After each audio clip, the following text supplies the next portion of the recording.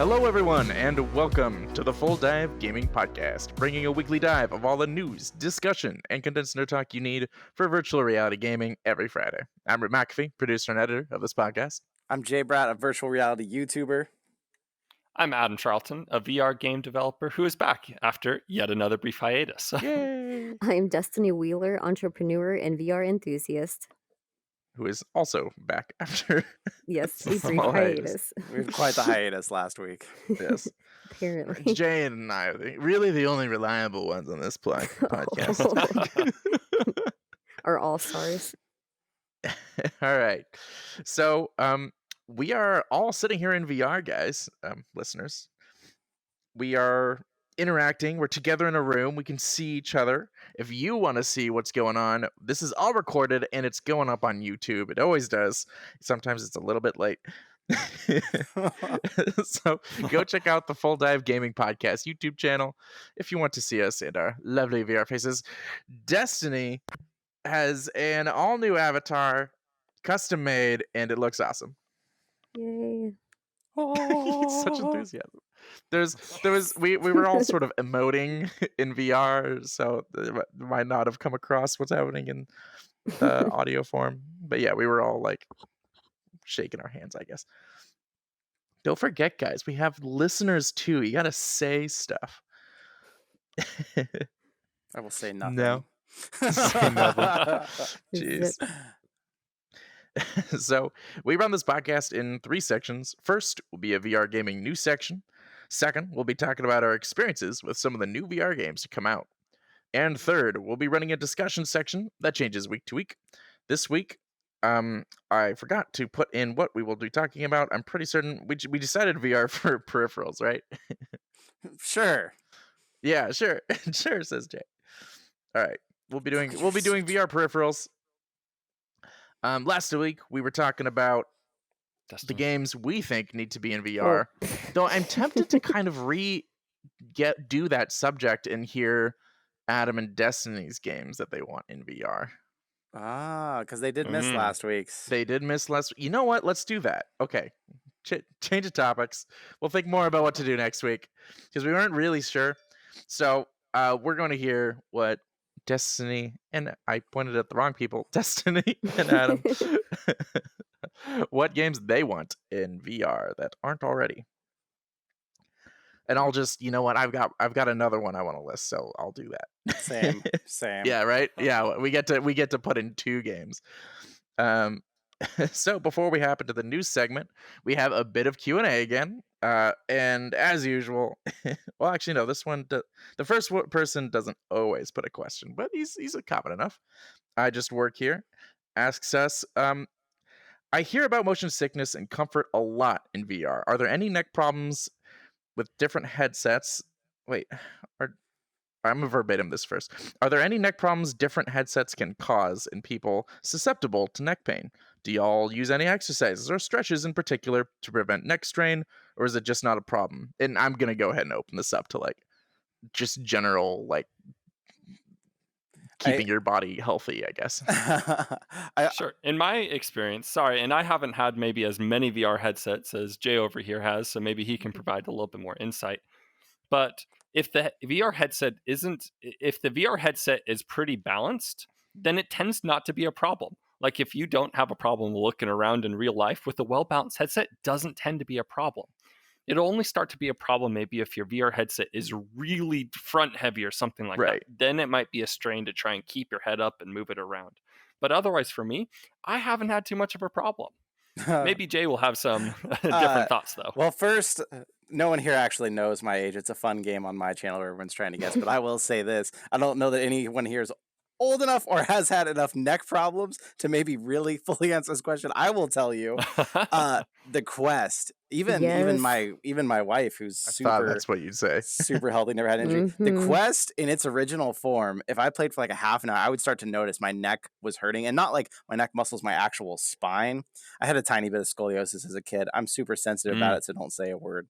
No, I'm not at all. I don't care. It's the thing. But I can feel the Quest weighing down on my face. And and that's the only time I've ever noticed it actively in VR. But I will say, so there's this one game in Rec Room we play a lot. It's the Hunger Games, and when you die in the Hunger Games, you're up above the map and you can still watch down below.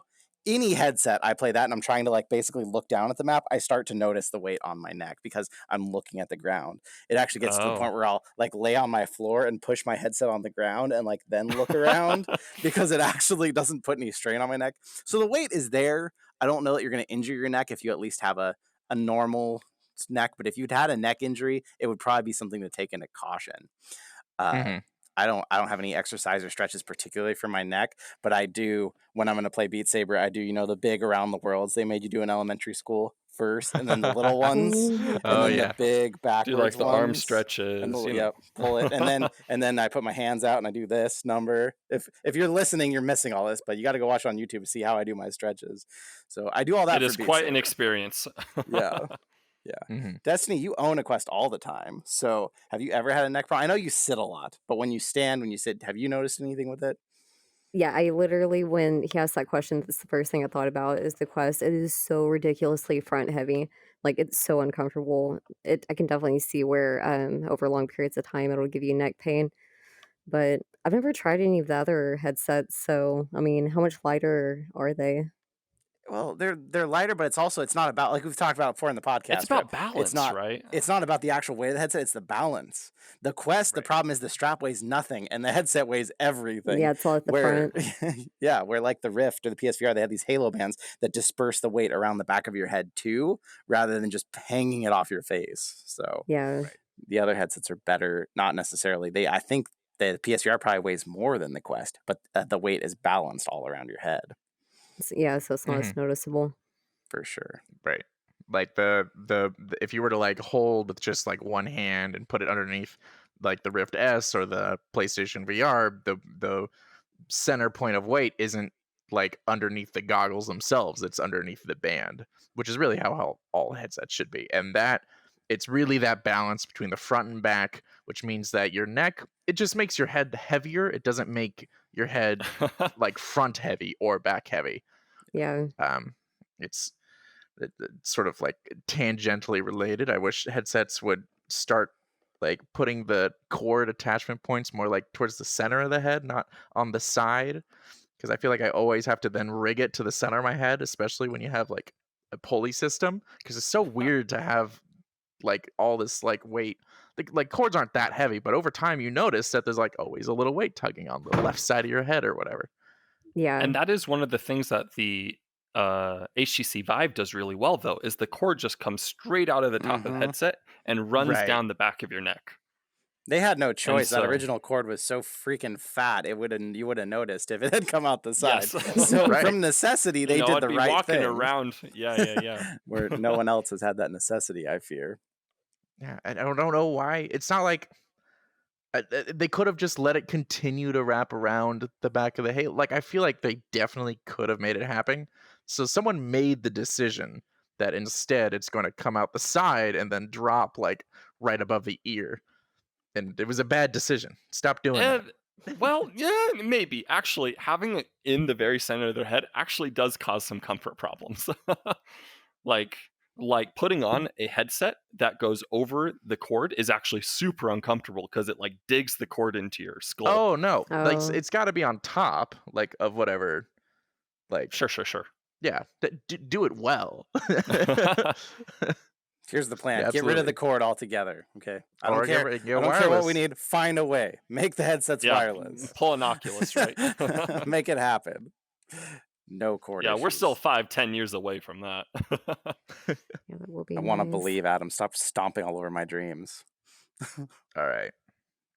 Now, TechRS, he asks us, where did you all get your names? I'm looking forward to hearing, particularly these two. Well, actually, you're super obvious. It's mostly Destiny. I mostly want to hear Destiny's, but we'll work our way around the table. Let's start with Adam. How did you get your username? I guess you all can't see it. Well, first of all, I was born and they named me Adam. So okay, what is your username first off? My username, my gamer tag is AlphaAdam. And it's basically Alpha and Adam, and they share the A, and that is how it was made. Okay. crazy story, bruh. I know, right? It's really original, man. That was the craziest Okay. story. I am holding back a sneeze right now, so be prepared. Jay Brat, Uh-oh. it's pretty straightforward. My actual name is Jeremiah, but as a child, parents out there, don't name your kid a 4-syllable name. No one Right. will ever pronounce it in their life. They will try to shorten it to something. They'll try to call you Jerry. They'll try to call you Jeremy. So the only nickname I was really okay with was when my brother started calling me as a kid was Jay, because he couldn't say Jeremiah. He called me Jay. So basically, that was it. Jay for Jeremiah. Brad is just a shorter version of my last name. So boom, Jay Brat came and happened. Like you said, very straightforward. Yep. Just be glad you Okay. aren't a Jerry. Oh, I know. I wouldn't let that happen. People tried. No offense to anyone named Jerry, but it just does not fit me personally. Yeah, no, you're definitely more of a J. Admittedly, I forever will attach the name Jerry to the father in what's the show? Parks and Rec, Um, Rick and Morty. no, Rick and Morty. Yeah, it kind of tainted that name for the there foreseeable are several decade. shows that have a dumb character named Jerry, so Yeah. there's kind of an association happening. Not our fault. That's the media. Dollface. Where did that come from? Dollface Okay. VR specifically. Yes. So mine's kind of like, I guess, a mix of things. I have the words Dollface tattooed on my knuckles for like 10 years now. And I don't know, Oh. I guess it's just kind of like a nickname, like something that people Mhm. call me sometimes. Like, you know, the Brat stalls? Yeah. Like, I mean, y'all are guys, so I don't know if y'all know what I'm talking about. Yeah, But I yeah, know like the a Brat little. stalls, like people have said that I look like that. So, anyways, yeah, it's just something that I've always thought was a cute little like nickname. Well, so anyways, then fast forward a few years later, after I had that done, when I was really getting into gaming, I was trying to come up with a nickname, and I suck with coming up with the nicknames. But then my husband's actually the one who was just like, "Well, what about Dollface?" And I was like, "You know what? Yeah," I was like, "Yeah, that's cute. It makes sense," and it just kind of stuck. And then, of course, the VR part was just added just because I wanted that separation with VR and like my regular gaming. hmm But yeah, That's pretty so cool, it's actually. yeah, Yeah, thank that's you. pretty great. Like having a tattoo, like it'd be cringy if it was username to tattoo. No offense to people who do that, but it's kind Right. of cringy. But that it went from tattoo to username, that's dope. I like Yes, it. yes, that's why like it was totally the other way around. But and I actually have a really cute picture of where I'm holding the Oculus, the controllers out front, and so that you can see like the words on my knuckles. hmm Oh, that's way cool. Yeah, and it's Was kind there of a my moment? logo. Was there a moment in time where you considered Mamacita instead of Dollface? Because I isn't do. that Okay, also so on your knuckles? yeah, so that's on the baby knuckles. What are baby nut? Is that the lower Your tiny ones? knuckles, It's like like instead of the long one, it's the little shorter one. Ah, yes. So it says Dollface Mamacita. I'm learning so much. It's funny you noticed that. I notice All right. everything. So I know you had to like get up and sit back down because there was an issue, but are you not able to? Now you're suddenly like looking off way out into the distance. Yes, Yeah, you're kind of I'm askew. having like I don't know if it's the tracking or what, but I feel like I'm Yeah, not I have it. It sitting takes me a while to correctly. get. It's looking a lot better now. Yeah, that's a It's lot better better. now. Okay. Yeah, Mhm. stick with that. I think if you're having trouble. Okay. If it sitting happens sitting again, in just the tell me. program. Sitting in the program that we are in that shall not be named is harder than it looks, people. So It really don't get is. Yeah, mad at us for this. right. It doesn't just face the direction that you're facing. It like at its whim and mercy will point you in some direction when you sit down. So you kind of just have to do it over and over, trying things until eventually you're facing the direction you want. It's really a nightmare. Right. And you keep standing up by accident. Right. Yeah. I think the problem is that it sits you down based on the direction that you're directly looking, not the direction your body is. And so Right. it sort of skews things up. hmm Yeah, that may have been it. All right. Rip, what about you? Did you say it? Oh, that's right. I have a name. Zamex. I Yeah, was where'd about to that skip come it. from? Yeah, let's I hear nearly your story. escaped. Let's see. Well, I've had 2 usernames. One was Draco Sword 1, which was like early Rip on his dad's computer trying to create a RuneScape account. Yeah, Aw, that's a heck of a name. that's awesome. So there was that one. I think actually the original one was Draco Sword 24, but then when I created him on like subsequent accounts, it was Draco Sword 1. Um, And then eventually I was like, this is a terrible username. I need a new one. So I switched to Zamix, which um didn't have a lot of thought into it. I was just kind of like, I want a name that's well, I had criteria basically, and it was just that it was short. I have a very short name in real life, so I kind of wanted to do that in like a username as well. I wanted something in like with the least amount of letters possible. And I tried a whole bunch. First, I was trying to get like some way to do like rip, but nothing was good. All the good things were taken, and rather than attaching a bunch of numbers, I was like, all right, let's do like something with a bunch of letters that no one uses, like Z and X. So I wanted to create Zamix, but with an X on the end, so Mhm. ZAMIX. But that was Mhm. taken. Oh, So I wow. went through a bunch of different iterations of that till I got my current one, which is Zamix, ZAMICS. Okay, That's cool. Cool. that's cool that you like tried to find one that didn't have numbers in it, because that kind of drives me crazy when there's like a ton of numbers in someone's Right. gamer tag. Yeah. Yeah. And I know we're spending a ton of time on this question, but I think this is a really cool question. So good job, Tech, Yeah, because it was really fun. it's really fun. Like now that like our generation, like the gaming was like the norm. Now you're starting to see older gamers that are still into it. It's really funny to meet people in their 30s and 40s that have like these ridiculous gamer tags. Like you would Yeah. never associate that with this professional adult. Like one of my friends is like War Thunder, blah blah blah. And I'm like, Yeah. it's like, whoa, I did not expect that to be like your gamer name. Like it's just really funny. Oh wait, Warhammer. I'm not War Thunder. Warhammer yeah. something something. Like what's his name? And I was like, man, I did not see you as that. Right. All these Oh, No, wait, one of the leftover. funniest right? things, one of the funniest things is this programmer who's training me at my new job. His gamer tag is meaty owl legs. Oh my It's just gosh. incredible. It's incredible. Yeah, that's definitely different. When speaking of older gaming, like my name, it also reminds me. I don't know if y'all ever played Twisted Metal. I think it was Oh Twisted Metal Black. yes. They have the character doll face. Oh, gotcha. Yeah, but I don't that's a remember little that bit part, older. but I do remember that game. I remember renting that from Blockbuster, I think. I know, right? Oh Yeah, man, yeah. The dating Blockbuster yourself days. there, huh? Going way back. Mhm. All right. With that out of the way, we're ready to move into the news section. But first, our sponsor. This week's sponsor, well, I guess I should say partnership. It's a partnership, not a sponsorship. I need to edit this down. This is our first time. But that's not true. This is our first time with an actual partnership, guys. So Asterion. Asterion? I say Austrian, but they've never said it to me, so I don't know what. I say Right? Yeah. Austrian. Like Yeah, I've written it a bunch of Asterion. times, and now I'm suddenly forced to say it out loud. I'm like, wait. Yeah. I think Asterion sounds Yeah, pretty Yeah, good, I yeah. think. yeah, it sounds right. So Asterion, they reached out to us and they wanted to have us let you guys know about their awesome Universal VR stand, the Aura. So they sent us all this stand. We all got to try it out. It's sitting to my left, right there on the desk right now. And I gotta say, I'm actually like I don't know. I'm initially skeptical of a lot of the VR products because a lot of them can be kind of gimmicky.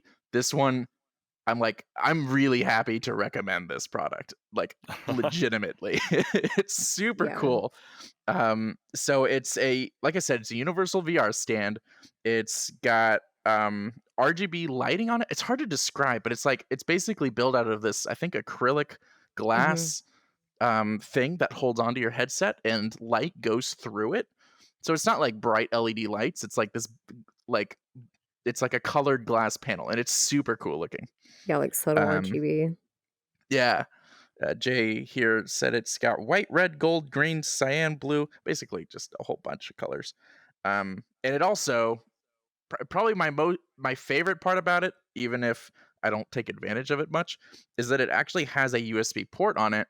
So, excuse me, you can actually charge if you have an Oculus Quest, you can charge it right off the VR stand as long as it's plugged in, which is also super cool. Yeah, and there's other headsets. I mean, if you have a PSVR, your headset doesn't need charge, but your controllers do. So you can have your cord right there, ready to Right. charge your controllers. Like basically any accessory you have, you've got a spare USB port that's accessible. You don't have to get somewhere to just plug it in. And like he said, they call it the aura. I think that's a perfect name because it's talking about like the glow people have around them and all that stuff. The Yes. aura, because this thing it creates a glow that's really cool looking, Right. and it's actually kind of hard to capture in pictures unless you like turn the lights on or something. Because to see it in real life, it's like this cool glow all around it rather than just a light. So Right. it's really cool looking.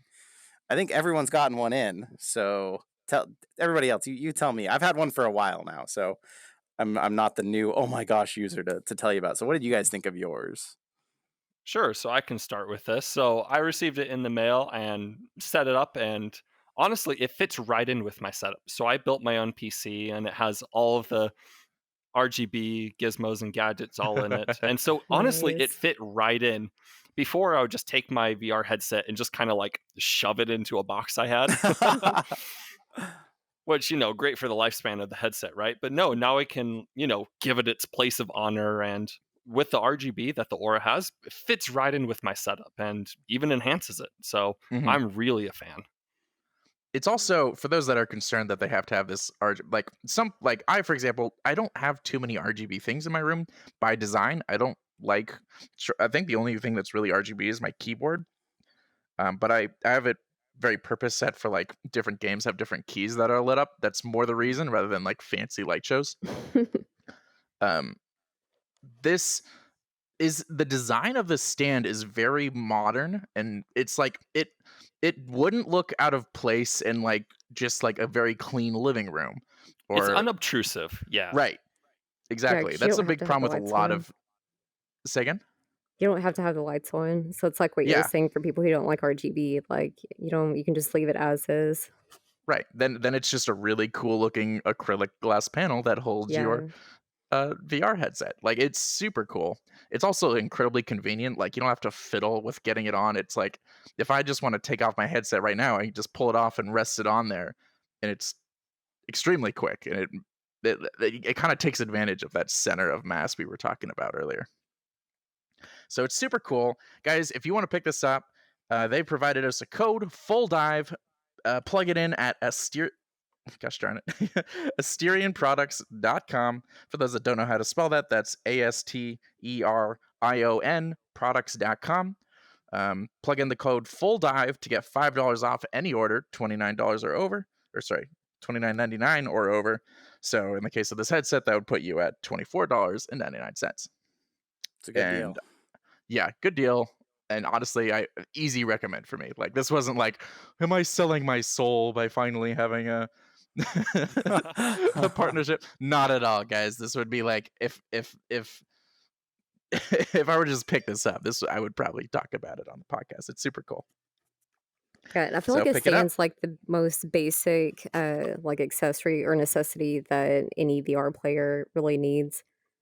Well, I never had one. I did what Jay or Adam did, which Just is kind I of put it in a just box. threw it back into its Yep. Oculus Box it. box every Yeah. time I was done with it and closed it. Wait, And you even put it in the original box? yeah, I just shove it into like a cardboard box, man. well, Oh the no. Oculus box was like just like it held it so perfectly that I just kept it, and also because it's really great for. I do enough like moving and travel that it was very convenient as a means of bringing it around. So Mhm. yeah, it's usually where my thing lives. But now that I have a stand, I can't go back. Adam, Yeah, a you can't cardboard go box. I'm back. a little ashamed of you right now. Like Yeah, these, he we said a we all cardboard love these box. headsets. We're here to talk about VR. Like you should be honoring your headset with the display spot in a cardboard box. He's I'm like, in I just shock throw it on right the now. ground. Yeah, exactly. I know that's what some people do. They just like put it on Just the ground somewhere. That's throw it. terrible. Have a nice place for your VR headset. Friends come in, they're like, "Whoa, what is that sitting over there?" Like you want to Right. like awe people with this thing. You don't want to pick your Quest up off the gross floor with all the Coke cans around. Be like, hey, try this out. You want to try this thing on your face? Come on. Funny. All right. So, and now we can begin our news. All right. First news piece. Jay, take us away. The news. So this is, I gotta preface with, this is kind of a rumor because this was from the actual developer on LinkedIn. So it's not completely validated through news, but basically on LinkedIn they made a post. Video Games Deluxe is the company. You probably know them from making LA Noire, the VRigade files. They're a division of Rockstar. They said, having finished LA Noire, we are now gearing up for a new project, a AAA open world title in VR for Rockstar. 2020 marks our 7th year of working exclusively for Rockstar in Sydney, and we are excited to be taking on this groundbreaking project. We have a number of job openings in our Sydney studio, including senior programmers, engine programmer, designer, and animator. And if you are interested in one of these positions or would like to speak to someone who works here at VGD, please get in touch. So basically, this was a post on LinkedIn. They're trying to find people to work on this. So I'd say that's pretty valid and super exciting because, I mean, anything Rockstar, anything VR, and the words AAA and open world, I mean, I'm pretty much, this is my whole entire hopes I've been waiting for since VR came out. I don't even know. What do you guys think about this? I don't know. Can you hit any more of the big buzzwords that get people's attention? Right. Right. This does kind It's of like, go ahead. no, I was just about to say, like, open AAA, open world, like, this is the sort of thing that people love to immerse themselves in, even on a flat game. Right. So having it on VR, this is just, if they do it right, this could be a world that people just completely immerse themselves in. It could be the next step in VR gaming. Because currently all we've got is basically just ported games, and that it being pretty much exclusively Fallout and Skyrim, Yeah. which are we're getting dated to begin with, let alone the kind of terrible VR adaptations they got. They aren't the greatest VR. I mean, they're still like I'd mentioned before on an earlier podcast, was still one of like the most mind-blowing experiences getting to play Skyrim in VR, but it very clearly wasn't built for VR, and it shows in Right. like everything you do. So getting Rockstar, you were saying, Adam, or not Adam, I keep doing this, Jay, you said last podcast that the game you wanted in VR was GTA. So you hearing this must have been like, oh yeah, we're getting it, or something like it at Except I least. swear, if this is GTA 5 again, just open world, come on, it better be something new. They've carried this thing across 3 consoles. I'd love to hear your interest in this, Doc, because I know not everybody's super into open world. Obviously, it sounds like these two are. What do you think? Do you like open world games?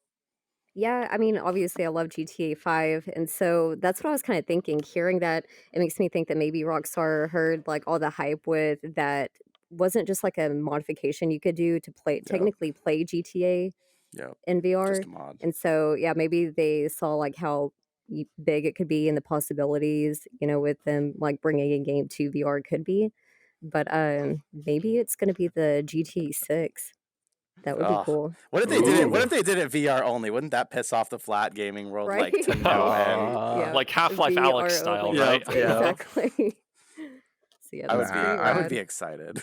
You know, now that you said porting GTA to like giving GTA 5 an official VR port, unfortunately, like in my head, I'm seeing it more and more likely because I can totally picture the Rockstar heads being like, guys, you wouldn't believe this idea I just got. I just realized we can port GTA 5 again, and no one would be mad about it. I saw a meme that was like, you see this farmer holding a bucket, and he's like, "Okay, girl, one more time." And there's this wizened up Yes. cow in the corner that says Mhm. GTA 5 on it. Yep. I'm like, "Oh, please don't let it be that. I want it to be something new that's gonna pull more people in. Because even if it's GTA 6 in a VR version, but also it comes flat, people are gonna say, "Oh, I'm just gonna play it flat. I'll wait for it flat." Like, we need more of these games that are VR only that get people to try it and Right. get them seeing how good the medium is. So, Yeah, fingers VR crossed. focused. Yeah. Yeah. There's, and even if it is like built well enough for both, if it's proper built from the ground up to include VR or just has a really good VR support, Elite Dangerous, for example, sold a lot of copies and a lot of like the VR, just a lot of VR sims. I keep having hiccups. Um, they definitely sold a lot more copies by taking advantage of the VR community and creating really good ports for the games where it's like it translates well into VR, and it brings in, and a lot of the people that played on just flat screens saw all these people playing in VR, myself included. I was one of those people. I played Elite Dangerous and I almost entirely bought this headset because I was like, I really want to play Elite Dangerous in VR. So seeing more of those opportunities to grow VR, even if it is not a VR only game, is still really cool. I actually disagree with you a little bit Uh, because I don't But I don't think why? that ported games will ever match up to a built from the ground up VR Well, okay, experience. yes, you're not wrong. I'm just saying And so I'm and okay so with like it. and so if they're making GTA 6 for a flat game and then say, oh, hey, and we'll throw the VR community a bone and port it over. I just don't think it's going to be as good as these studios that are making like Iron Man VR or Pavlov or Well, Onward like, that are built from the ground up, and they are the definitive VR well, experience. it's not out yet, but like, look at what Squadrons is doing. They're doing a game that is going to be built for both, and it's looking like they're really going to give a good testament to both flat screens and VR. I think it can be done. If I was a rich and evil game developer, you know what I would do? I would make a game like Squadrons, and I would just build it in such a way that the VR players had a serious advantage to where they were always winning, and the other players would get so mad that they would feel like they needed to get a VR to be good at the game. That would be Well, my they evil already plot. do. They Yeah, War Thunder and other flight sims, VR users have a distinct advantage Yeah, because actually, they that's can already a just so thing. naturally follow the enemy. It's Right. like it is already a distinct advantage Good. that it doesn't come up a whole lot. the Yeah. evil finger pyramid of Well, like, competition. Good. a lot of people already had like head tracking and stuff like that to be able to sort of replicate that, or you could just like hold a button and like have your character in the game kind of look around. So like they've had ways to get around it. And often, like in Elite Dangerous, at least, you have a radar that always shows you where the other ships are. You don't necessarily have to look around in the cockpit. But yeah, I think some more advantages would be pretty sweet. All right. Yes. But I think we yes. went off track a little bit. Let's get on to maybe our next news piece. Yeah, so this week we actually have Layers of Fear VR haunts Oculus Quest. So I don't really know the exact release date on that, but I did watch the trailer for it and it looks pretty rad. Like it's labeled psychedelic horror. I don't know if any of y'all have heard of it or I checked think it it, out. I think it came out because I saw Gamertag was Mhm. live streaming it. So either he has an early release, but even if that's the case, usually that means it's coming out tomorrow. So it's going to be out probably by the time this podcast goes up.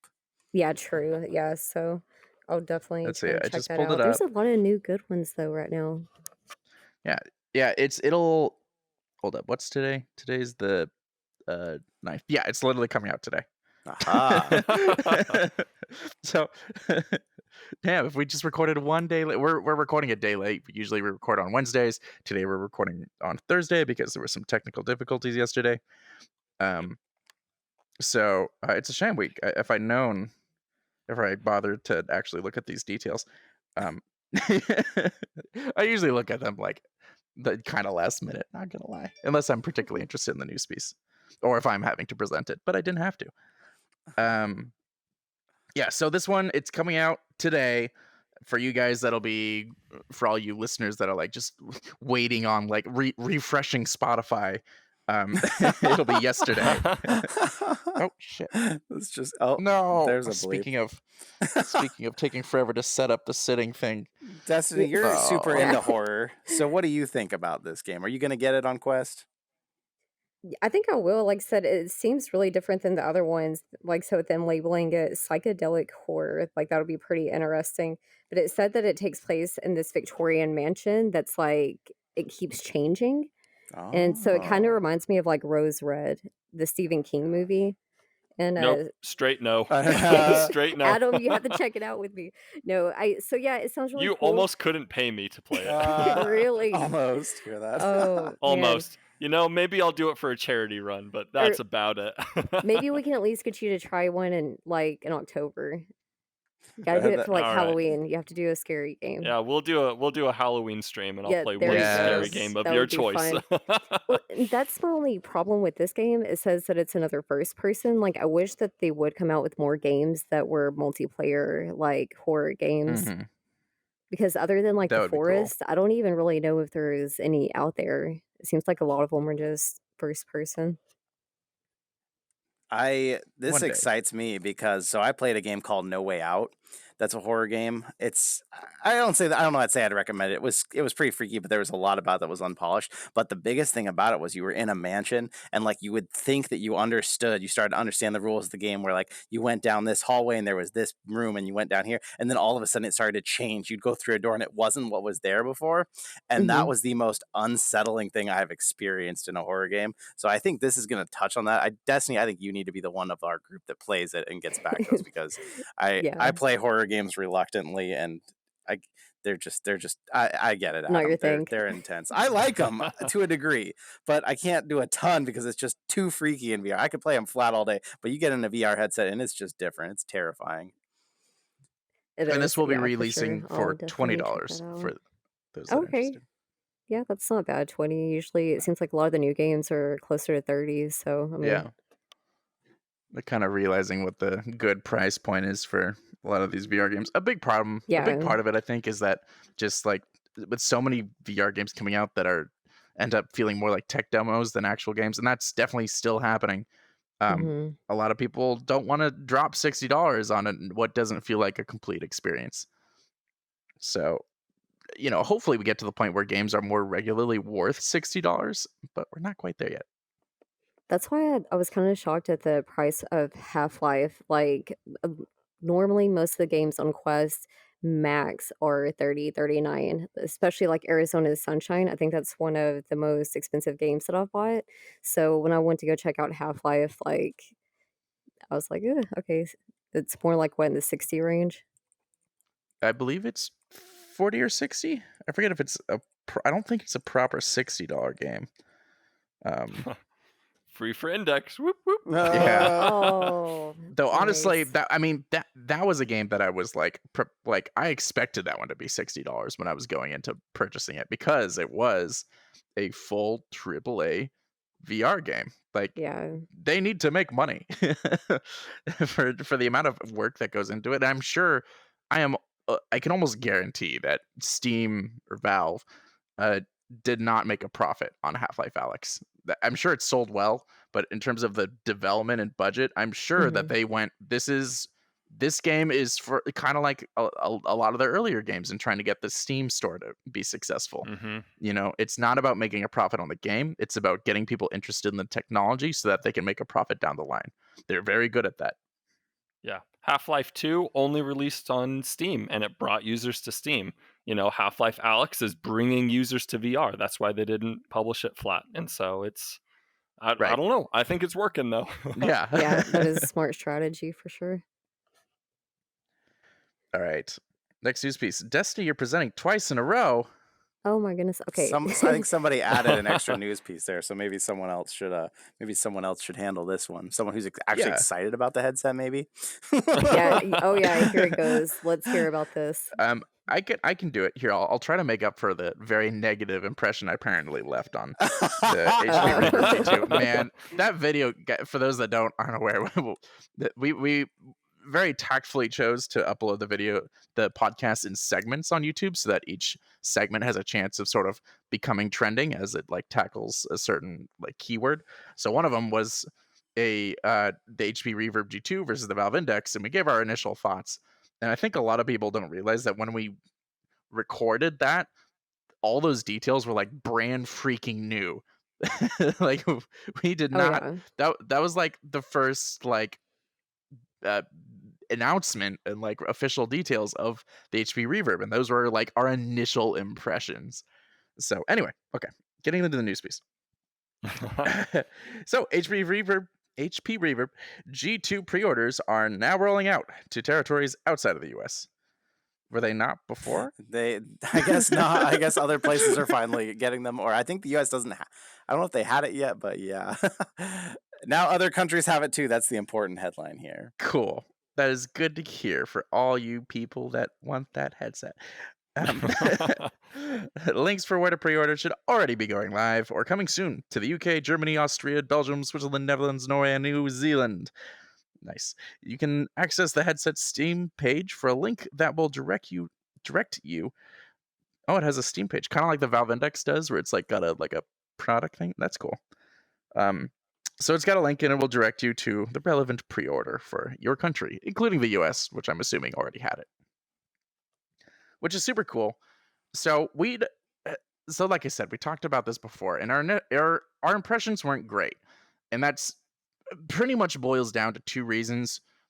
We still weren't crazy about what the controller looked like, and with only 4 cameras, we were worried it would have inferior tracking than the Rift S, which is what we were comparing it to, because the Rift S is $200 cheaper. It's got, in our minds, it had to be better than the Rift S. And for those initial things to be lacking, we saw that as a negative, and a lot of people kindly informed us that the controllers and the tracking isn't going to be so much of an issue for the very big sim community, and the sim community has been very loud in making themselves known to us. But you know what? That's okay. That's, you know what? Good, because good to keep us on our toes. We stand corrected. This headset is going to be useful for a lot of people. We touched on it, but I guess we have to make more clear, if you're into Sims kind of exclusively, I guess I still think anyone who's into Sims and other VR games should buy a Rift S, but whatever. You're still making enemies here, Rip. I'm sorry. You know what? Like, until we have proof that the tracking compares to the Rift S, and that and I've just forgotten the other thing. Oh yeah, and the controllers are good. Like, that's important to me. I'm holding up while I'm playing VR, I am holding my controllers and I want them to track well. That's like probably the second biggest thing I notice, short of just what I see, I guess. So it's important to me, and I think it's important to a lot of other people. I think it was important to everyone here on this podcast.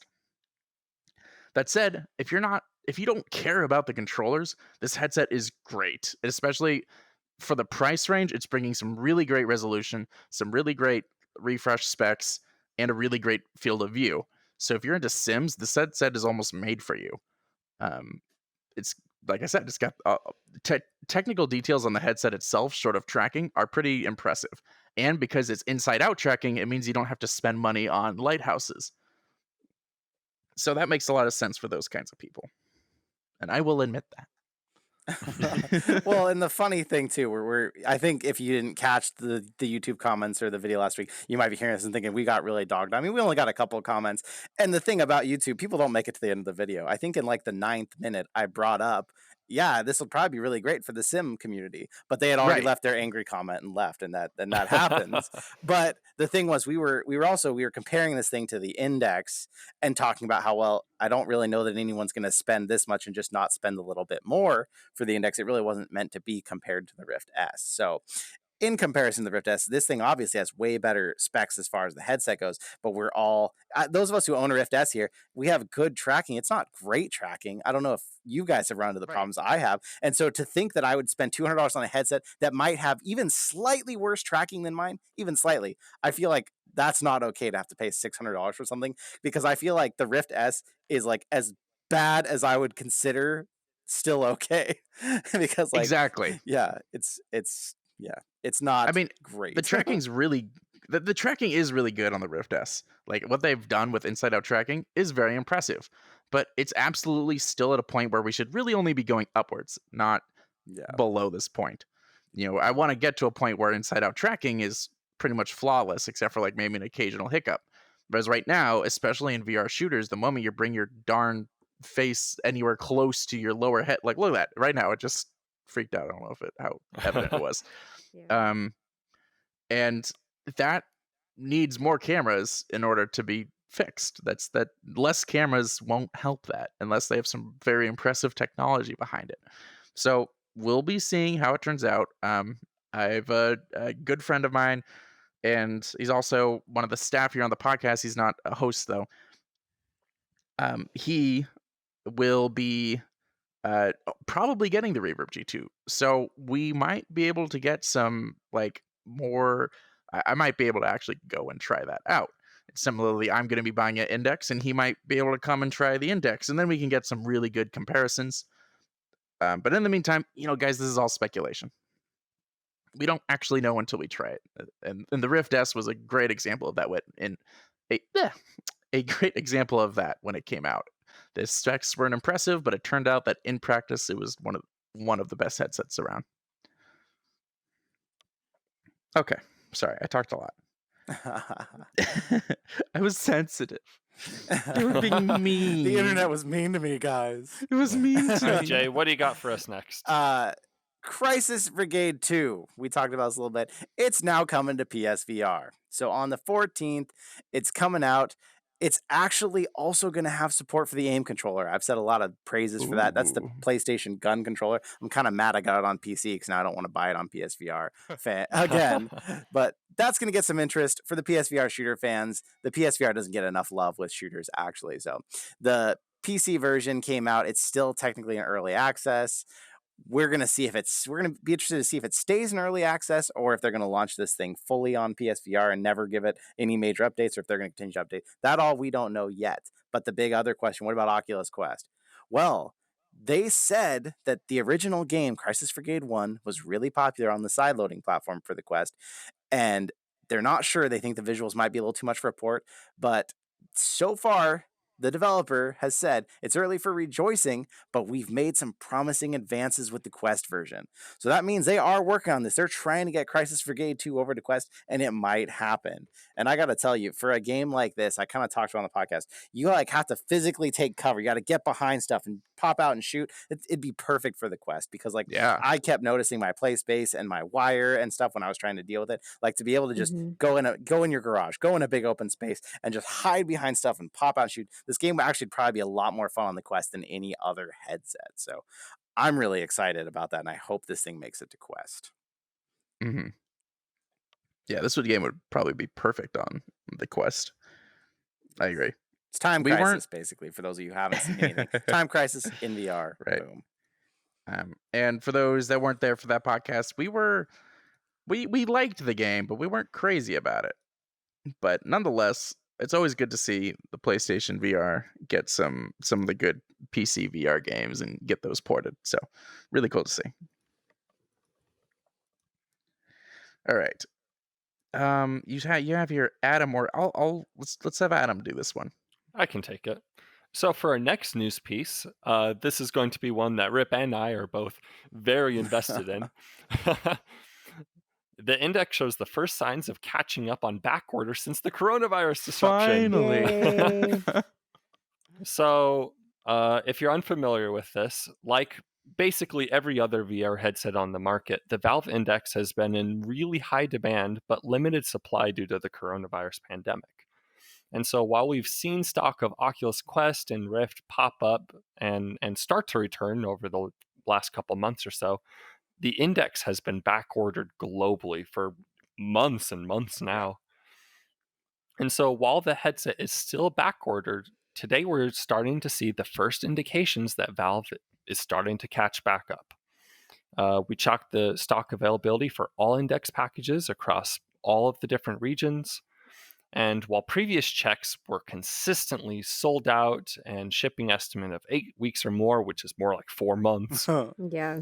our latest check shows an estimate of 3 to 5 weeks for new orders of the headset-only package. And so they're catching back up on top of it. Maybe we'll get our headset soon.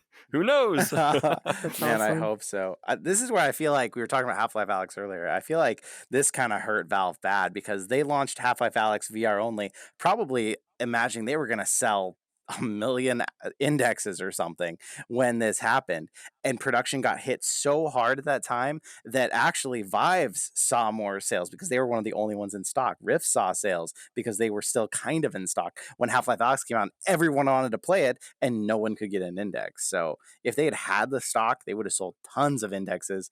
Now hopefully they're going to get the stock out there and it's going to still bounce back, but this was a fatal blow, I feel like, to their early hopes for that. I can't wait till you two get it. I want to freaking drive down there and try it. Like I know, right? I'm so jealous. I'm so interested in the index, but I gotta hear what the G2 is like first. I'm There not was really a on the funny fence. comment though on one of the YouTube videos. Somebody said, I think it was on the latest video that just came out on the Reverb. There's a lot of comments on there of people talking about putting in their pre-orders. But then there was another comment a guy said, he was like, great. He's like, go ahead and put in your pre-orders so that way I can hurry up and get my index or something. And Yes. so, oh yeah, that kind of hit. Mhm. Unfortunately, mine still says 8 or more weeks. Ooh. I just pulled up Steam to see if it gave me a different, because apparently sometimes it'll like bring that number down to 4 if they've made progress. Yeah, I'm at 4 right now. Yeah, he's at 4. Well, and there was an interesting tidbit in the last bit of news. It said for new orders of the headset only package.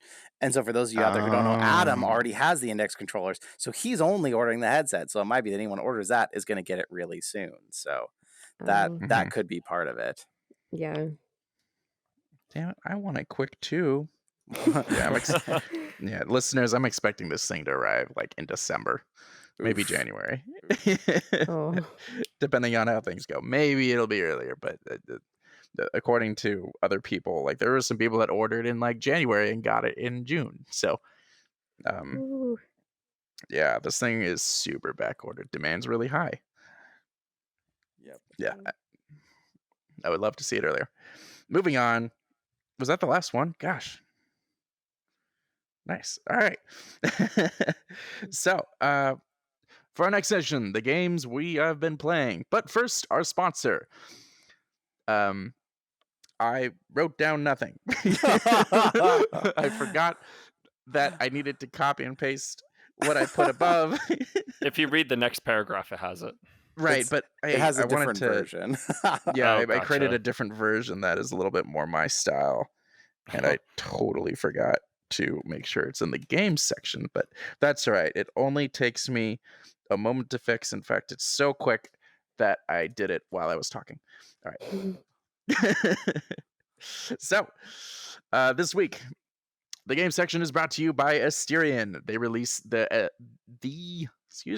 Aura. It's a universal VR headset, and as we mentioned earlier in the podcast, but for those that are like just tuning in on YouTube or something, this is a super cool product, and we're really happy to be showing you this one. Like genuinely, this is a really cool product. It's a universal VR stand. It is it's kind of, we'll have like sort of like a picture or something. I'll figure some editing voodoo to get it on screens.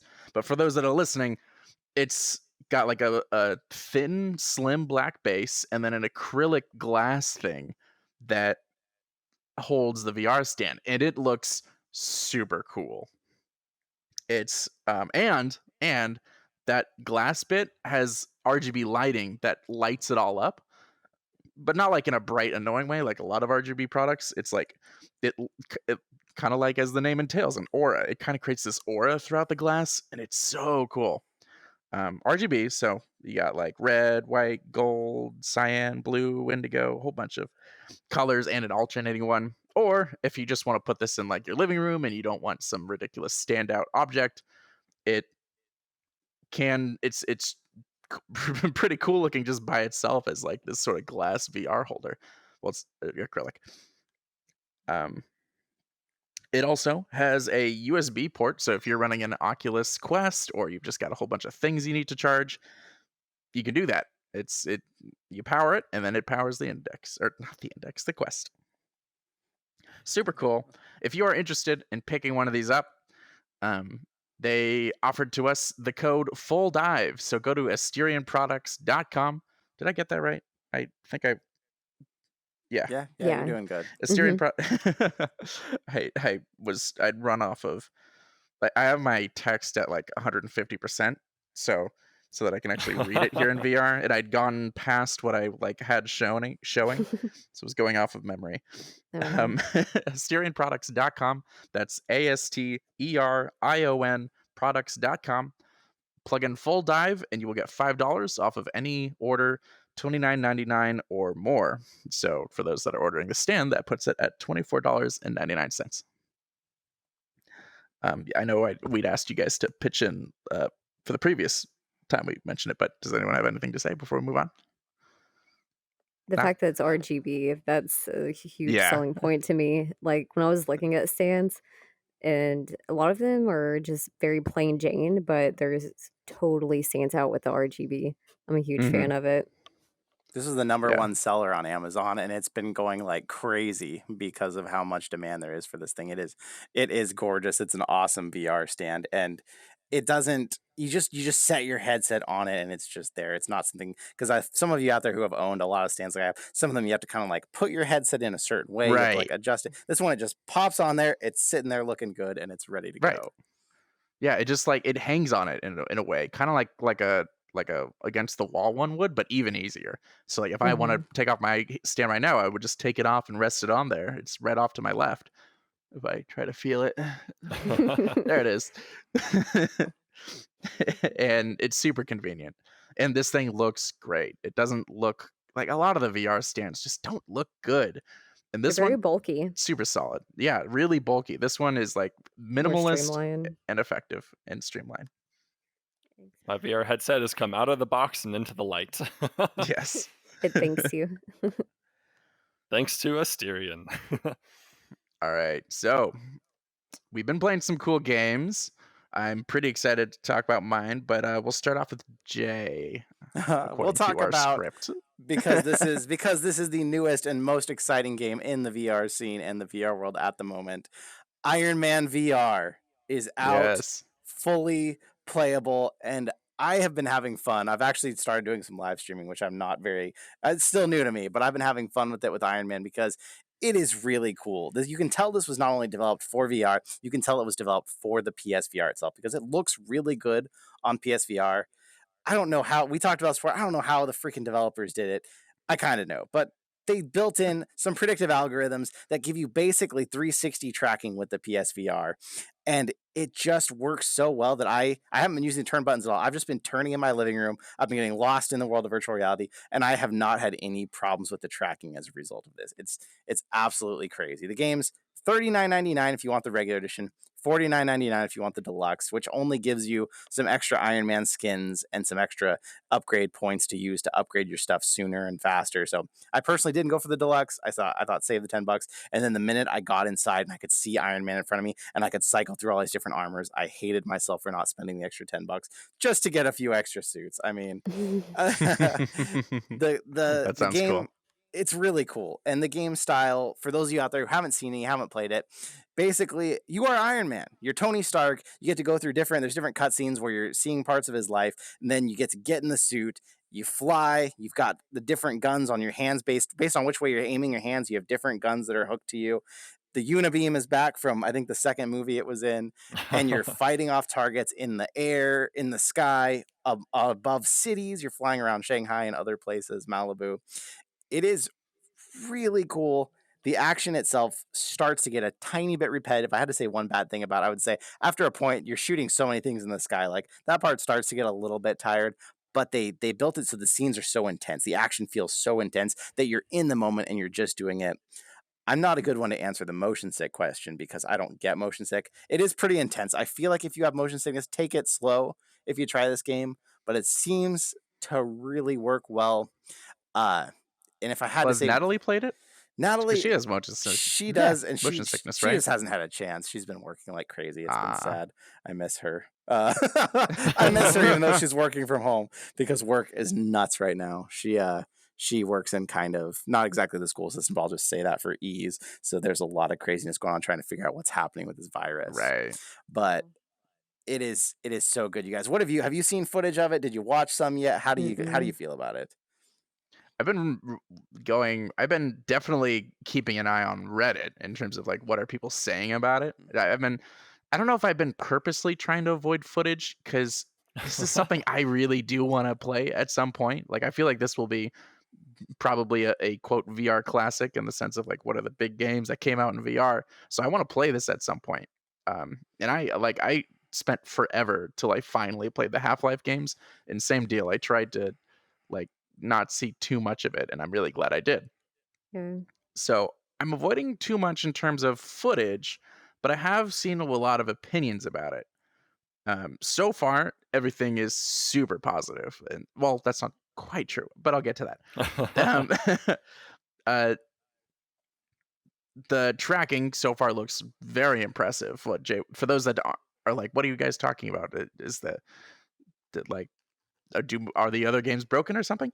The PlayStation VR has only one camera really to track everything. It's just the PlayStation camera. If you guys are familiar, it's like the same one they released forever ago and was a total gimmick at the time. Um, it was mostly just to compete with Xbox's Kinect. And but they reutilized it, and now it's being used for the PlayStation VR. So you've got like big old lights on the Move controllers, you got lights on the headset, and it uses those lights and the camera to get a sense of where you are in the real world. Problem with that is that because it's just based on lights and the camera isn't inside out tracking, it means that the moment you turn around, it's not seeing, like if you turn around and there's like, then your hand is behind you or whatever, if the camera can't see the light, it can't tell where it is. And that's not a big deal for the headset because it's got like 360 lights and generally there's nothing blocking your head from the camera. But in terms of the controllers, it would get in the way a lot. So what Jay's saying about a predictive algorithm is that it literally guesses, basically, where your hands are, even though it can't see them. Apparently, Jay has some insight as to how that works. I have no idea. What Adam has said in the past about audio being voodoo magic. Was it audio? What did you say was voodoo magic? Noise canceling headphones. Noise canceling. That's right. What if noise cancellation is voodoo to Adam, then predictive invisible tracking for lights that aren't visible. That's pretty crazy. I don't know how they're doing it. Yeah, that is. Apparently, though, once you play the game, you get a pretty good idea. That's what I've heard, and I still struggle to understand what they mean by that. But apparently, it works pretty well. People like the fidelity, they like the graphics, they like the gameplay. Do you know how long that game is? Has anyone 8 to 10 reported hours on that?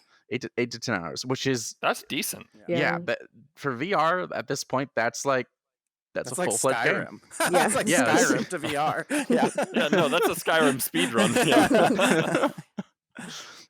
I think I've definitely gone over the 8-hour mark on Skyrim VR. That said, this is, for a full, especially for a single player, the only other game that compares to this level of content and quality is Half-Life Alyx. It's a shame it's only on PlayStation, and I will forever hate Marvel for that. But until I can get my hands on a PlayStation VR again, I guess, or whatever, I'm like, if hopefully it's a time exclusive deal and PC gets it at some point. That said, really cool that it's out. I really want to play it. I have heard from some people that they weren't happy with the flying. Something about it not feeling a little bit. How are they putting it? Like, it didn't feel as free in the flying as they would have liked. Did you get any sense of that at all? Do I say that and you're like, I think I know what they're talking about, or are you like, they're totally nuts? I really don't know. I think the only thing I can figure they might mean is it is open world, but I mean everything happens around a central location. So I couldn't just go flying across the world if I wanted to. Like, it really is, when you're in Shanghai, you're over downtown Shanghai and everything happens over downtown. Even though you can see city out in the distance, I don't think you could actually fly to that city if you wanted to. So maybe that's what they mean. But as far as like the actual flying bit, you're able to do whatever you want. You're able to aim your hand jets any direction and fly yourself. And maybe for some people that's just weird. Maybe they don't like that. Maybe they want to like fly where my face is aiming while I'm doing it. But no, I can like put my hands back and fly forward. I can put my hands forward and fly back. I can do whatever I want based on each hand. So it's pretty crazy how the flying works. And does it feel very fluid, or does it feel like clunky, I guess? I don't think it feels clunky. I think it feels exactly like I would imagine having a jet on each hand would feel like. Like, it's exactly, I put them back and I go forward. I put them forward and I go back. Like, there's a lot of momentum involved, and I think that might be throwing people off. But I mean, I think that's real. I think that's how it would. Yeah, really be. I was worried that there was maybe a lack of it. No, the momentum is hard though, like, because you hit your jets and then all of a sudden you're like ready to fight, and you're still flying away from the battle scene because you're trying to. That's one thing I think Iron Man didn't really show in the movies, or like when you think about it in real life, like, it would be hard to fly with your hands and then also shoot targeting with your hands, because like you're controlling your flight and then you're switching to your gun. So I found multitasking. Yeah, I find that I'd be flying, and then I'd go to shoot, and I was still flying the direction my hands had been aiming, and it was like, oh crap! Like, how the heck did Tony do this? Like, it's not easy. So that's the only thing I can imagine they mean is like that, or maybe the fact that it's staying in a central location. But I think it Mhm. takes time to get used to it. I think once you do, you start to feel like a freaking badass flying around like that and firing. It takes Yeah, there's a that learning sounds curve. cool. Yeah. Uh, That sounds like they just need to get good. what it I'll User error. go into what I think is happening with the algorithms, but that's kind of tech mumbo jumbo. We'll kind of do that at the end of this game. So let's hear what you two want to know about the game or whatever before I get into that, because some people may want to skip it because it'll get a little in the weeds. So what do you two wonder or think about this game? Do you have any interest? Yeah, None? it's not really my thing. Yeah, What? not too interested in this one. I'm always surprised. Well, not necessarily surprised. I'm aware that I could guess that Destiny wouldn't be as interested in this game just based off her prior interests, but I still can't believe that someone wouldn't hear Iron Man VR and just be enthusiastic off the bat. Yeah, I'm more excited about the game that you tried, so I can't wait to Yes. hear about that. We'll get there. We'll get there. Okay, Adam? Yeah, I have no Really? chance to play. I have no chance to play it, so there's no Fair. use getting excited about it. That's the thing. It's like I am only on Steam VR. I don't know. It's a PlayStation exclusive. Or to stick to I'm never going to Pavlov. get the chance to play it. You know, it's like this fracturing just is gonna making have it to hard to visit. get it. Yeah, you know, fine. When we get a chance to visit, I'll get excited about Iron Man VR. We'll be like, finally. If it came to PC, if they said, okay, after 6 months it's coming, how would you feel then? Oh yeah, I'll totally try it out. It seems really interesting, especially flying around with your hands. It's something that doesn't exist in other VR games. The That part reminds about me. VR that I love, yeah, I'm sorry, what's that, Destiny? No. Finish what you were saying. Then I'll tell you at the end. Sure. So the part that I love about VR is being able to experience things that you wouldn't normally get to do. And new gameplay mechanics is really cool and interesting. And being able to fly with your hands like Iron Man is something that's really cool. And I would love to try it out. Mm-hmm. And That is it a is good game- fun. point. Yeah. I think as far as like what is available to other headsets that's kind of like that is, and I kind of talked about it when I was mentioning the Richie's Plank experience, but they have one of the modes on there. Do you remember it? Did you play that you one switch to the where you have rockets. Yeah. the, yeah, you have like the rockets but you also have to put out fires. So you kind of have to switch back and forth from like a fire extinguisher with the hand and using it as rockets. But it's like when you said that, that's literally what I was picturing. And yeah, it kind of like jets you around and it's really confusing trying to do both at the same time. But I don't know, like I said, I think that's the closest I can think of. Yeah, that was one. To the Top is another one that has like a rocket mode, only in like one level where you can fly around with your hands in it. It is very Mhm. different, but it's like Adam said, and I haven't even touched on that. Like that's one of the times where it's like, okay, this only works in VR. That's the games we need, because like you can't freaking try to move your little joysticks around on your DualShock and like aim your hand rockets in a game and try to fly around and feel what this is like. This is something that's totally new to not just gaming but to the world of VR even. So that's why I think this game, even though it may go on to be one of the classics, it may not, but it gives you an experience that you haven't really gotten to have anywhere, and that's what's awesome about the game. Well, actually, have you guys played Stormland? No, I've heard a few good things about it, but that's an Oculus exclusive only, right? So Adam's gonna get mad again. Well, Adam has no excuse this time because he could totally play it. And I'm still mad that you haven't just gotten Revive working. And I think there's so many great games you should be playing. And Stormland is one of them. If you haven't played Stormland yet, Jay, I'm so surprised you haven't. Dude, like pick this thing up and play it by next week. It's one of my favorite VR games. For exactly this reason. It's not Iron Man where like the jets shoot from your hands, but it's got a very similar level of once you upgrade your character enough, you're really flying around the map. And it's mostly through like a bit of a kind of a mix between grappling and propulsion. It's not true Iron Man levels of propulsion, but it's very, if I'm going to like compare this game without having played Iron Man yet, very much like that, where you get to really move around the map with a level of agility, I guess, that's pretty unprecedented. And man, it's so fun. So this is why I'm so excited for it. Is that because I'm like Stormland, but like more Iron Man as opposed to that game. Like Stormland is great, but it definitely shows its flaws as like it wasn't made by AAA developer. And that's mostly just a little bit of repetitive content. But Stormland was an amazing game. That like Iron Man has to be better than Stormland, and Stormland would set the bar pretty high. But super similar, where you have propulsion and you can kind of fly around. You can't stay in the air that long, but it has that. So if you're looking for that experience yet, try Stormland. I think it'd be pretty cool.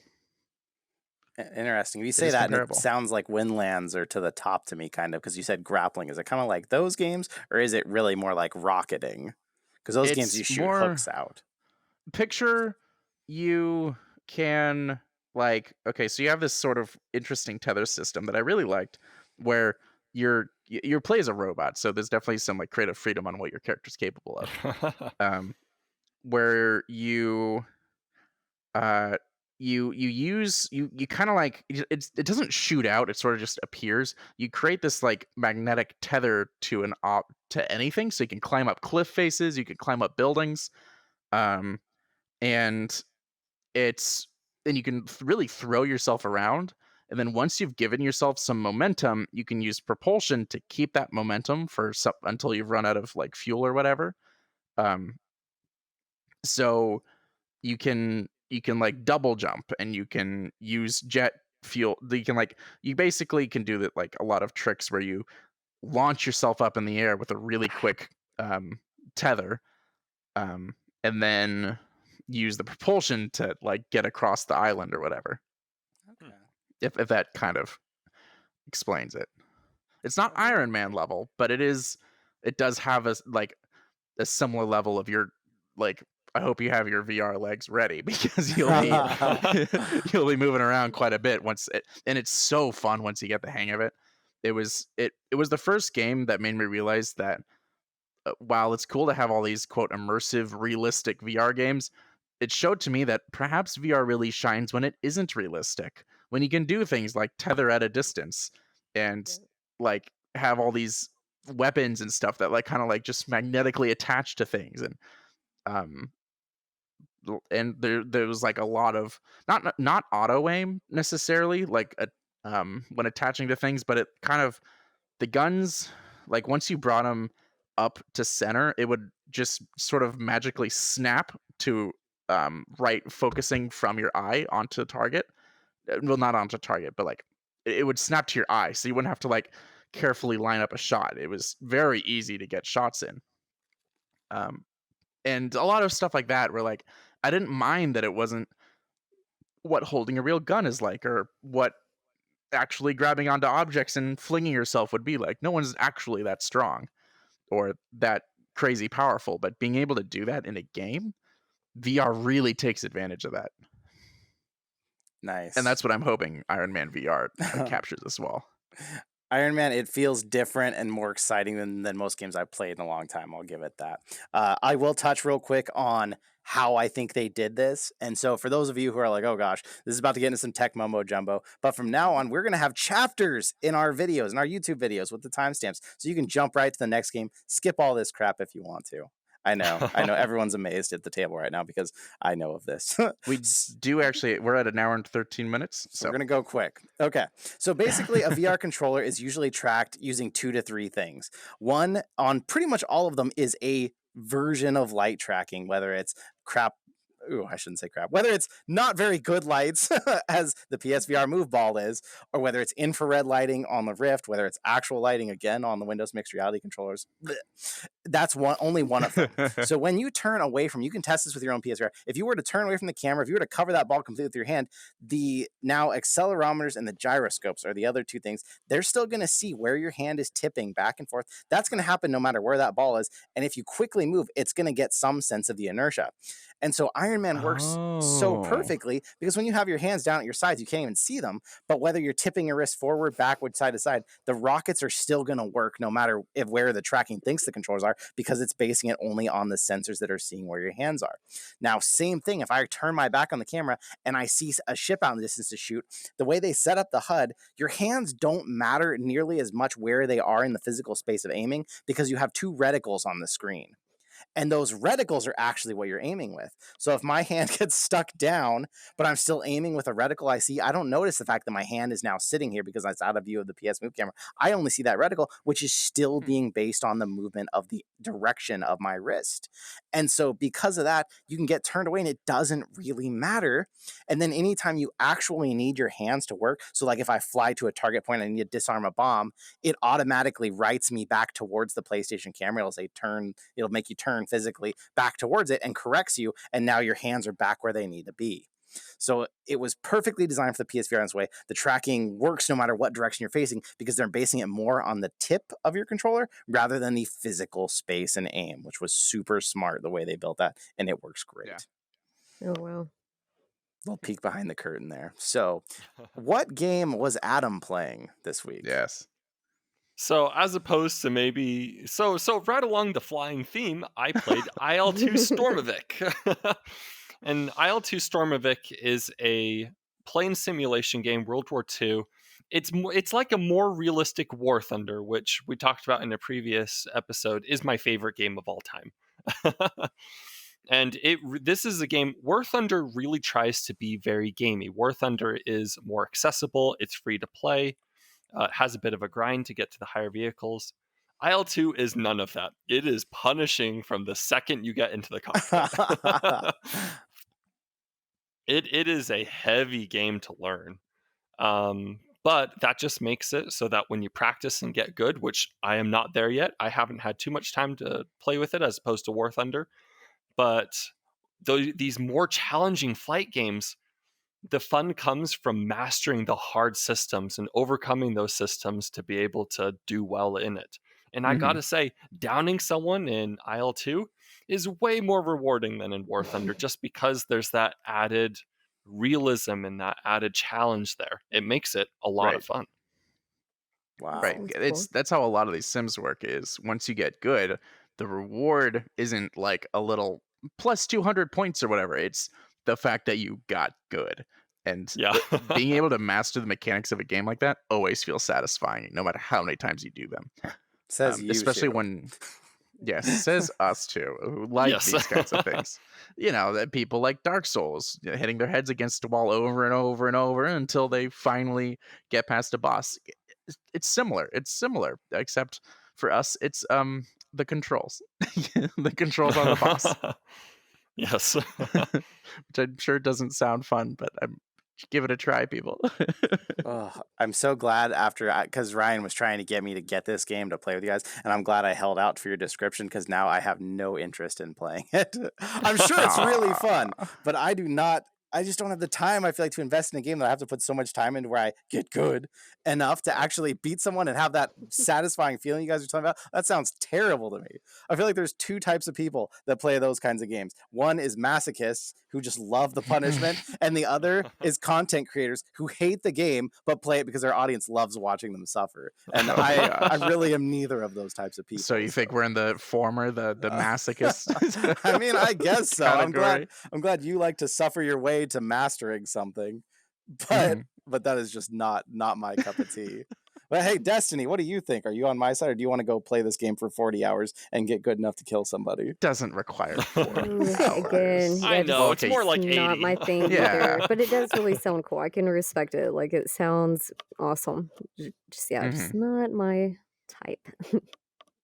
If it's not a multiplayer shooter, Destiny's interest is just If it's not never scary, above middling. Or horror. Or horror. Yeah, a horror shooter. Yeah, and so this is a ported game. It's not a made for VR game, but a lot of these different sims, they're perfect fits for VR.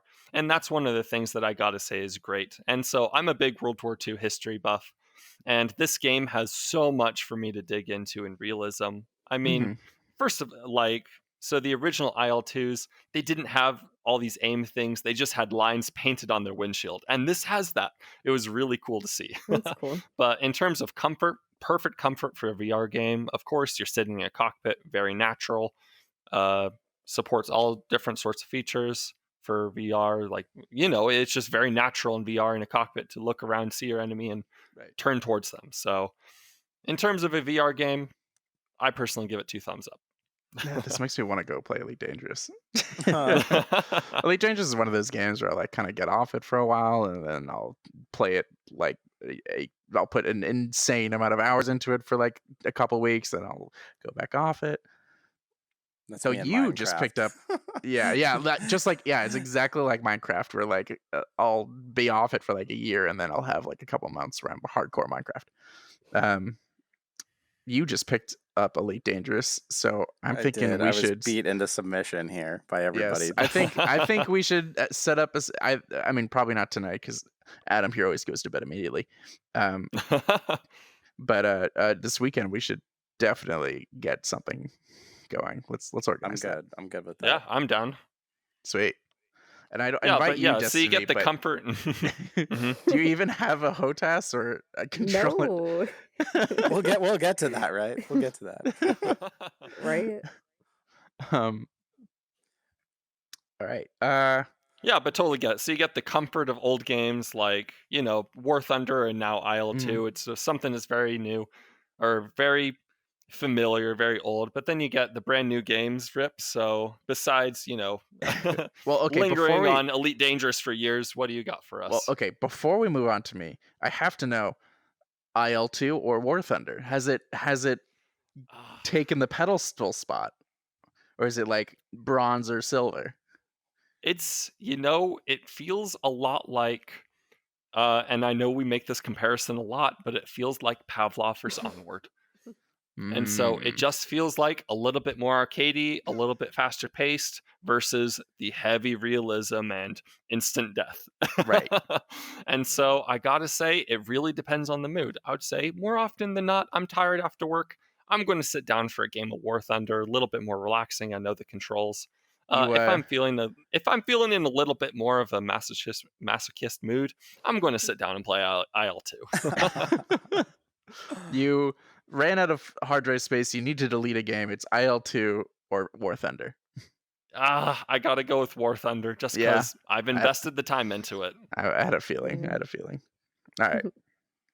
So this week I played the game that came out last week, and we were going to talk about it, but we didn't have the time. I forget what happened.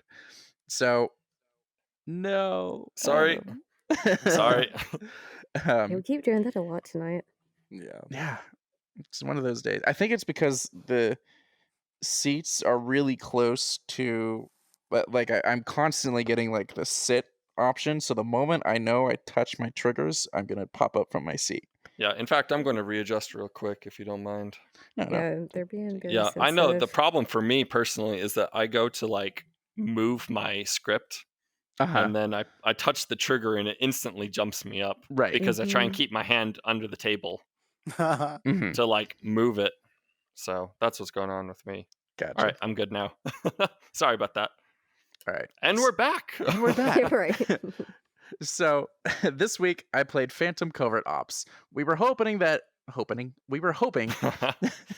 it would be Destiny and I, but Destiny is at a very busy 2 weeks. Really, she wasn't even able to make it to the last podcast. So, but we're glad to have you here. But you got to play the game. But next week, I want to hear what you think about it. I know, yeah, because I've been like, I think this is probably one of the top games that I've been waiting for literally months now. So Mhm. yeah, I am so excited to play it, and I can't wait to hear what you think about it. All right, so I've been able to put in roughly an hour and a half, 2 hours of Phantom Covert Ops. Not due to a lack of time, but due to the fact that just like in real life, kayaking is an exhaustive thing. I feel like you should and tell the listeners in case they don't know what this is, what it is, because it's not That is really a good it's not point. Hold on a kayaking sec. game. Kayaking. Yeah, I It's very know, I know. different. It's Yeah, getting it's real such crazy. an original game. So this isn't a joke, audience. The game is a Spec Ops shooter on a kayak. Lost me right there. No, like it's That's the intense. game. So you play on a kayak going down a river, I guess.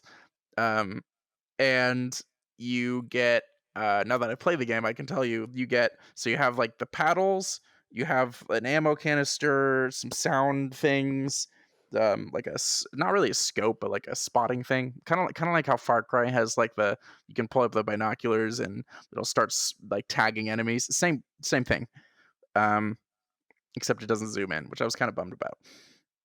You have a pistol on your chest, a sniper rifle on the right side of the kayak, and a submachine gun over your shoulder. And you go around. Jay's shaking his head. You go around this kind of, I guess, river. It's hard creek river, and it's a stealth game on a kayak, which is super interesting. I Really? really had no idea what I was getting into. I mean, short of the gameplay footage, but even with seeing the gameplay footage, I was like, how the heck is this gonna work? Like, I mean, you first off, I couldn't like the idea of having to like put down your paddle and then shoot someone and then pick up the paddle and move again. I was like, is this gonna be fun? And honestly, it's pretty fun. It's a lot of It fun. looks like it. Yeah, you're gonna like this one, Destiny. For those that are not in the greatest shape, I'm not like completely out of shape. Like I'm not. I'm I definitely am more out of shape than I used to be, and I'm working on that. But I think even someone, unless you're like pretty fit, I think this one will wear on your arms. Your length of time to play will vary person to person, but I mean, imagine keeping your hands up in the air in front of you for hours at a time. That's basically going to be the entire game, but Yeah. doing like kind of fake rowing motions. Eventually, I learned that I could kind of keep my hands lower and still do the rowing motions to cheat it a bit, but that's not as fun. um, so it's a bit of a workout. So if you thought, oh, I get to just play I finally get to play a game that's seated and like a shooter that's seated and it's like a what's the word, a stealth game. I get to finally like not work out as much. Nope, sorry. It's just it went from your legs to your arms. That's where the workout is now. Definitely a game that will get you. I had to take my glasses out of a headset to keep things from fogging up too much. Whew. It's not like Beat Saber, but it definitely like over time works you. Yeah. So super fun. I was surprised at how well the inventory worked, considering you're sitting down and you have to like reach for these things around you. Like it was very easy to maneuver between all the items. The way they work the stealth and the shooting. Well, first off, they encourage in the first place not shooting. So I didn't actually shoot a single person during my playthrough. I was going like Wow. true stealth the entire way. And I kind of want to replay where I just shoot everyone because I like doing that. But I think that, I mean, it doesn't feel like that's the purpose because there's not that many enemies, and I'm pretty certain with my my ability to shoot in VR or real life, it would not take me long to kind of blast through the game if I just shot everyone. I've certainly got the ammo to do it in the game, but I never tried. Maybe it like takes 10 headshots or something. But that said, it has a lot of it definitely rehashes a lot of like mechanics you've already heard of, where like they have spotlights, you stay out of the spotlight. If you paddle too fast, they hear you. If there's like tall weeds growing out of the water and you occasionally want to like kind of go under those. The kind of the cool parts that really were, I guess, exclusive of this game, where there were a lot of areas where you kind of went under people because they were all on platforms and docks and stuff like that. So you're kind of, while you're in the same environment in them, you kind of have your own underground world that you're interacting with as you. Right, because they don't get an awesome kayak. Right, like they're you not do. on an awesome kayak. You're on the Jealous. awesome kayak. Though at the very end of the game, not end of the game, the end of my PlayStation, the play session, there was a boat that had some machine guns on it. Uh-oh.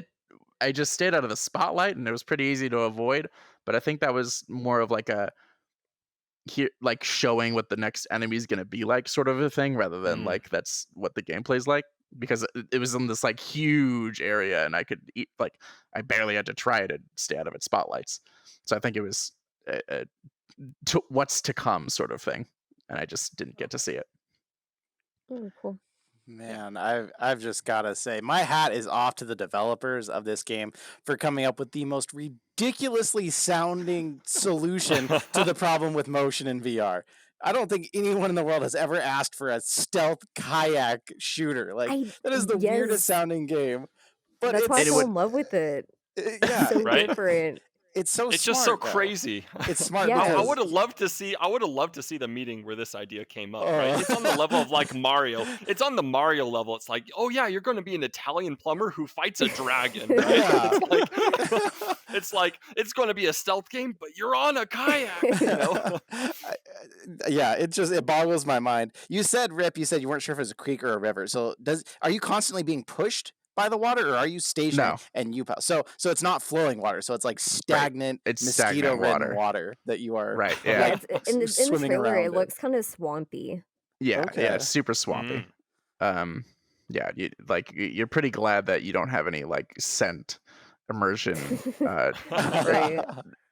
things attached. Okay, so not only is it a stealth kayak shooter, it's a stealth kayak shooter in Arkansas, right? So Well, I don't know. Maybe I could have used some of the swamp smell to mask my own sweat smell as I worked in the game. That is just the weirdest thing. I played a game where it was like it was called Differently Fast. It's in beta, but you like race. It's a wheelchair racing game. Kind of the same idea. Someone thought, how do I make the fact that you're sitting in a VR chair and using your hands, how do I make this into something? So I think that's really a cool idea. It kind of loses me at that. I'm like, man, that just seems so weird. It's hard for my brain to like. I'm interested in trying it, but it's hard for my brain to rack because I saw Definitely the try it. screenshots and I was like, oh, it's a stealth co-op. It's a stealth shooter, and that's like my favorite thing. It's not co-op, stealth shooter, and I was like, oh, it's so cool. I love stealth games. And then I saw the kayaking part. I was like, what? Like it just totally threw me for a loop. So I'm interested in it. Don't take my joking for like any malice. I think that it sounds really cool. It's just one of those things where you hear it and you're like, whoa, I would Yeah. have never imagined that to be a game. It Oh, is yeah. definitely the kind of game that like almost had to be built from the ground up for VR because Uh-huh. like it would not work Right. otherwise. And I For a want to VR touch game. on for those that are worried about like the mechanics. I've actually gotten into totally coincidentally. I've happened to have gotten into kayaking recently. I just recently picked up a kayak and I'm now reselling it because I want to get a different one. Nice. And so I had a very like I'm gonna compare this to what it's like to actually use a kayak.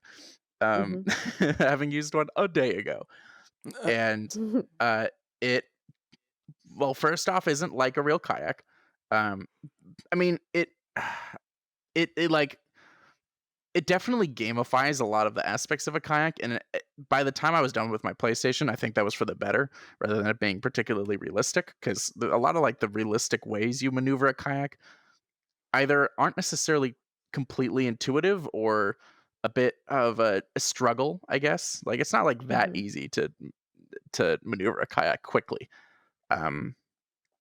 And so it kind of gamified it. It was like you two, like if you just do paddle left right, the amount of turn you do doesn't really depend on like how big the paddle was or how deep you went into the water. It just kind of was a paddle, and then if you paddled twice on one side, it would like do a set amount of turn if you did that. And then if you hold either the right button for the right paddle or the left for the left paddle while you paddled, it would do an even tighter turn. So it definitely gamified the whole kayaking aspect. I think that was for the better, because when you're like doing stuff quickly, like a spotlight's going around, you only have a moment to like shoot through this black area and get underneath a dock to get out of sight. You don't really want to be dealing with a finicky kayak. That would be an absolute nightmare in real life. So it worked out for those that are, I don't know, curious cool. about the kayaking Yeah, mechanics. I'm wondering how it's going to compare to the National Geographic kayak Oh that I was yeah, telling that's y'all right. about. 'Cause now I So have to yeah, try because that. I love that one. That's like one of my favorite parts of that game. So yeah, I can't wait to see if it feels like that one. Mhm. Yeah, that'll be cool. Oh wow. Yeah, I for the answer of like them sitting at a developers conference, like what are we gonna make? I feel like half, like it was a table split down the middle. The other half are like these like fit kayakers, like we want to make a VR game, and the other side were all these nerds, Yes. like we'll work with you. The other half is We'll like make it happen. FPS people. Yeah, some 'Cause nerdy that's what it is. It FPS seems people, and like they a just hybrid like of we like we a gotta we shooting gotta find a way game to make it mixed work, guys. with What if we do a kayaking. kayaking Like shooter? Also, I just want Uh-oh. to. I just what? I'm losing you're cutting your out. audio. Yeah. No. No. Oh, you're good now. It was Okay. just for a moment. Okay.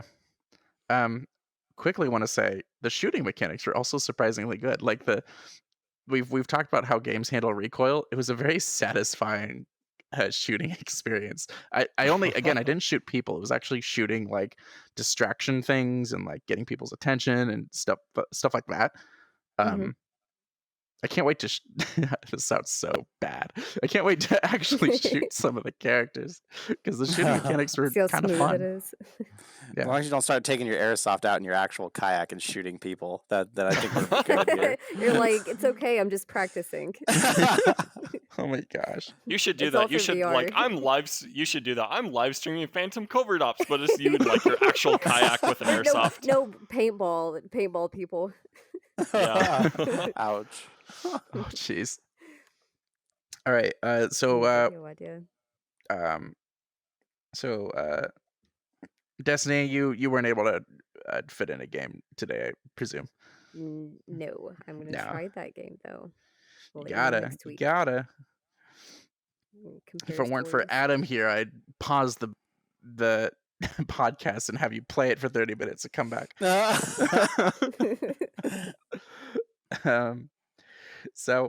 Moving on, we can't talk about this too long because this is already, I think, our longest podcast. So real quick, so Jay and I will just, we had our moment. So Adam, Destiny, opinion section, VR games, not VR games, flat screen games, you want in VR. Go. Come on, guys. You were supposed to be Okay, like on the draw. so Pavlov to me is my CS:GO. I mean, Right. they're so similar. So I guess the only other game that I'm missing, and like GTA's, we already talked about. Technically, you can already play that in VR. So I would say more of the horror games that I like, the multiplayer ones, like Jason, the Friday the 13th game. I love playing it, and you can like it's online multiplayer, and so I would love to see a game like that in VR. Mhm. Dead by Yeah. Daylight or Dead by Jason, Daylight, like yeah. those ones, yeah. They should add Just some more VR stuff like support. that would be really fun. I bet. Oh, That'd be intense. there is a what was it? There's definitely a co-op VR game that I like saw some footage on Reddit. I don't know if it was out or not. I don't think I'm gonna be able to find it, but it might have been I know what mod. you're talking about because there was something vague in my mind when she said Yeah. it. It's like I've seen something kind of like There's that. definitely something. It's either in the works It's a or it's scary out game? and not well known. Yeah, it's like it's a shooter, but it's like a horror shooter, and Oh, yeah, it's like a 4-person co-op horror shooter. I forget if it's class based. It might It's have. not Prey, is it? Prey has a VR mode, Was and it? I know Prey is kind of Yeah. like that. I Prey forget. that's Prey like is Prey is more like the prop hunt mode. Yeah. Though when it gets to the VR multiplayer. Mhm. There is also that there is a prop hunt VR a game that's going to be coming out that I've seen, but it kind of looks like a little bit on the tech demo we said, whereas this looked like at least an attempt at a more proper game. It'll still be indie. Oh, but- Poltergeist. was that it? It's like a Poltergeist game where you have like where you have like one Oh, player yeah, is playing the- as like a Yeah. ghost, and then the other people are trying to like banish it Right. or whatever. So that game I've definitely seen some footage of. I forget what that game's called. Is that what you're talking Not- about? Not the one I was talking about first. The first one is like definitely it looked like a more proper like VR horror shooter that was co-op. Mm. And it might have been just a mod. Maybe it was a mod for is it GTFO? Maybe it's GTFO. I forget. I'm gonna have to look this up after this because this is gonna bug the hell out of me. yeah. You have to let me know. Yeah. Adam, what do you want? What do you want for Christmas Oof. in VR? I Please would bring it. love a Dark Souls game in VR. That would be sweet. That's what I would really enjoy, because it's one that is heavily skill based, which just takes it to the next level in VR, right?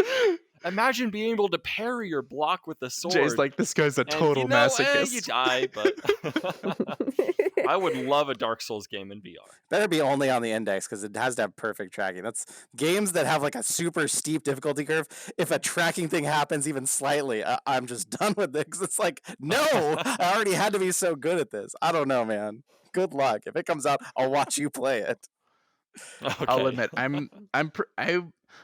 I've never finished a From Software game. That's the developers who make Dark Souls and Bloodborne and Sekiro. And for those that aren't familiar with those games, that they're like really hard RPGs. I've never finished one, but I still also would absolutely love one in VR, and maybe I'd be tempted to Yeah. actually finish it this time. I can never. I'm not that much of a masochist. I definitely burn out on those games after. I think I got probably halfway through Bloodborne. Sekiro, I got maybe a quarter through, and I haven't played any of the Dark Souls in any like decent amount. But yeah, that's another genre of game that it would be nice to have in VR, just even for just the length. Those are lengthy games and they're well made. Yeah. That would be pretty cool to have a game that really, and especially in a game like Dark Souls, where so much of it is parrying and dodging, like you said, getting that across to VR would be pretty sweet, and getting it the length of like a full game. For me, what I love about the Dark Souls game and why I would love to see it in VR is that there's such a high skill cap. You know, it's not just about getting the controls down, learning the controls and doing the motions in VR. It's about mastering the controls. Like you see an enemy and you can parry at just the right time, and you know this enemy, he favors his right. You can parry and then attack him real quick. And that's the sort of thing that I would absolutely love to see. And that is We need to wrap it up, but do you think VR is ready for that? Do you think that you have the tracking to like put a sword in a super tight hitbox and get it just right when someone's trying to attack you? Like, because the only games I played, like Shadow Legends, kind of tried to do that, but it was pretty forgiving. Like you blocked and then you could strike, and you blocked and then you could strike. Do you think VR is ready for this? It depends on how they implement it. Because like Dark Souls, it's because you don't really get to strike on a specific side per se. It's more of an attack pattern that you're trying to learn. Sekiro had a bit that got that a little bit more in depth, but it's not like For Honor where you like have to like focus on like specific sides and for a sword strike. So there would definitely be that difficulty of implementing in VR.